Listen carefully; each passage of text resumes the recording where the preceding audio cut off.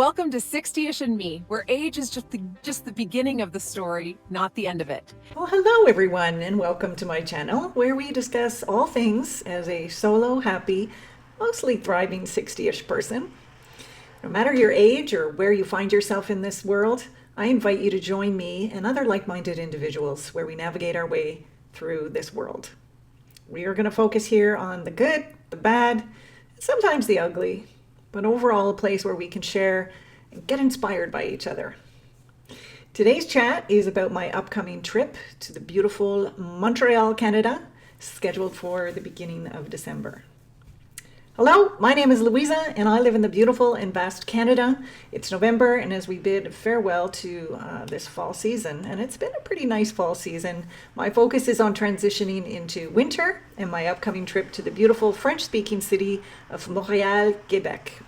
I can't think of a better way to ease into the Christmas season than by indulging in some soul-soothing French Bistro cuisine, wandering through outdoor Christmas markets, and enjoying live music and complex cocktails or mocktails in the infamous Montreal speakeasies.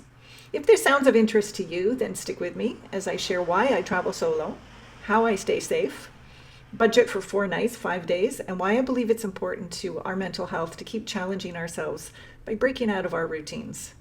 And for me, that involves traveling to new places, meeting new people, and experiencing, well, la joie de vivre.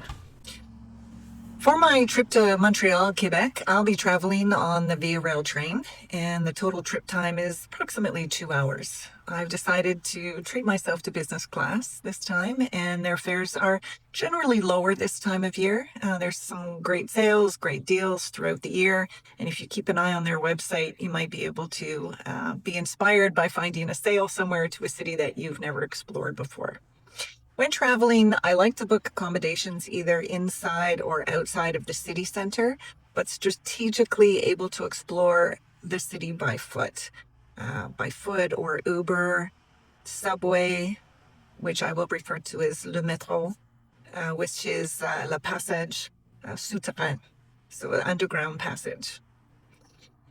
In terms of accommodations, I really do enjoy Airbnb. I've traveled to many countries and enjoyed the friendship, culture, safety, and ease of budget-friendly accommodations available through the Airbnb. Types of accommodations are limited only by your imagination. You can plan to stay in a castle, a cottage, a treehouse, a beach house, a vineyard, a boat. Pretty much anywhere that you could possibly imagine, you can find someplace on Airbnb. You can even, for very budget friendly, you can even stay in someone's home as a shared room or, shared room with a private bathroom and maybe a shared kitchen. So there's really something for everyone, no matter what your age or financial circumstances, I guess. If you've never stayed in an Airbnb, maybe you've heard, some negative things about safety or whatever, drop a comment in the description below, and I'll consider doing a more in-depth video in the future on how I find Airbnbs that I feel good about. So I'll be happy to do that, and there's definitely tips and tricks that I can share on identifying those really great Airbnb. The Airbnb that I have booked this time to Montreal is located within the center of the city. It's within 30 minutes walking distance or 10 to 15 minutes by le métro to everything that I want to see within Montreal. There's no better way to explore a city than by foot or a 5 or 10 minute Uber or taxi ride. And there are many, many things to see in the beautiful Montreal in Quebec. In first class because I found them for a great sale, and it's $127 times 2, so it's about $250 for there and back. Airbnb was on a great sale as well. Airbnb per evening I think is about $120, which is pretty darn reasonable, and that is for 4 nights. There are two tours that I registered for. Both tours are in the evenings. One is to, I think it's 3 or 4 of restaurants or bars that are high up in the city, which gives a really nice city view. It is, I'll post in the description below the where I found them and how you can just book online. And there are 10 people basically that will be on the tour. I like to book these kinds of tours because then you're not just by yourself going to a restaurant or a nightclub. You're going with a group of people.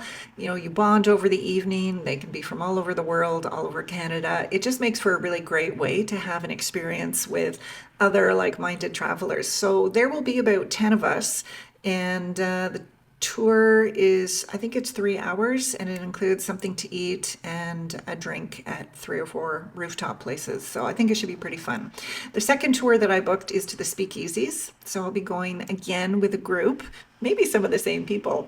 I think it's 10 people, and we'll be going to the speakeasies. And again, for the fee, which I think was, it's either $50 or $75. We'll be getting some samplings of French cuisine, just bits and bites to eat throughout the evening and experience some of the really cool mocktails and cocktails that these expert, I don't even know what they're called, bartenders, I guess, make. But these speakeasies are pretty famous for the type of drinks they make, so I'm excited about that. Museum budgeted about $30. The Basilica, I believe, is $15. A 3-day Metro BA ticket, so that's for all the subway rides that you can take within a 3-day period, I think is about $27. And then I've budgeted $100 a day for food, and I usually don't spend that much money on food. It kind of works out because the one evening that I go to a really nice restaurant will be a little more expensive. It might be $130, $140. And the thing is, I don't eat that much. And so $100 is like more than enough than I will ever need for food or drink in a day. So my fixed costs are about $1,800, and then additional costs will be gifts.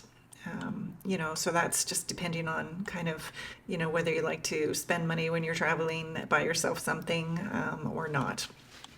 Okay, so I want to just spend a couple of minutes talking about why I like to get out of my comfort zone. I like to chat about why it's important for me to keep traveling and experiencing the wonders and cultures of other places. When living a solo life, as in no partner, I do have a great dog and he's my wingman, but I've been solo for many, many years. And it's easy to become predictable and stagnant in a simple, comfortable life. It's easy to stay home in the evenings with a good book or a good movie and just not want to go out. And that routine or that pattern can have you feeling pretty entrenched in a quiet life. And there's nothing wrong with a quiet life. I'm an introvert, so I really enjoy a quiet life with my dog. But I feel it's important for me, and maybe for some of you, that sometimes you just kind of have to force yourself to get out, you know, and travel to another city or another country, and just keep living your life, because we have hopefully long lives ahead of us. I know that many women and men are concerned about traveling solo and maybe, you know, safety. And this is why I like to travel in Airbnbs. I love having my own house or my own condo with a kitchen, a great view, and being situated locally.